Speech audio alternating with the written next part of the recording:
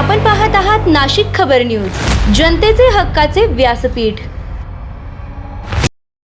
प्रभादेवी येथे जागतिक महिला दिनानिमित्त विशेष कार्यक्रम, महिला सन्मान पोर्टलचे अनावरण।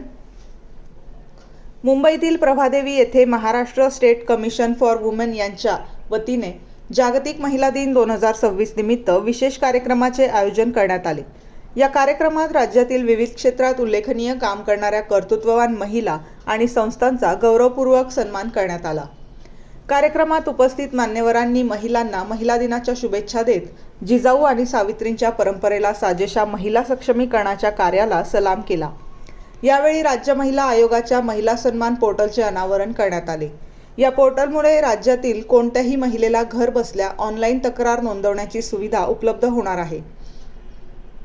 विशेष म्हणजे ही प्रणाली राज्यातील सर्व पोलीस स्टेशनशी जोडलेली असल्यामुळे महिलांच्या तक्रारींवर तत्काळ कारवाई करणे शक्य होणार आहे। तसेच आयोग कार्यालयात सायबर वेलनेस कक्षाचे उद्घाटन करण्यात आले।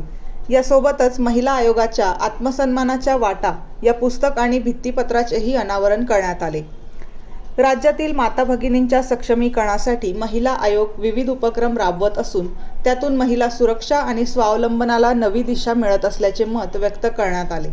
महिलांना कायदेशीर मार्गदर्शन, तांत्रिक सहाय्य आणि समुपदेशन देण्यासाठी हा उपक्रम महत्त्वाचा ठरणार आहे। महिलांच्या तक्रारी पारदर्शक आणि प्रभावीपणे सोडवण्यासाठी ही व्यवस्था निश्चितच उपयुक्त ठरेल। तसेच असा उपक्रम राबवणारे महाराष्ट्र हे देशातील पहिले राज्य असल्याची माहितीही यावेळी देण्यात आली।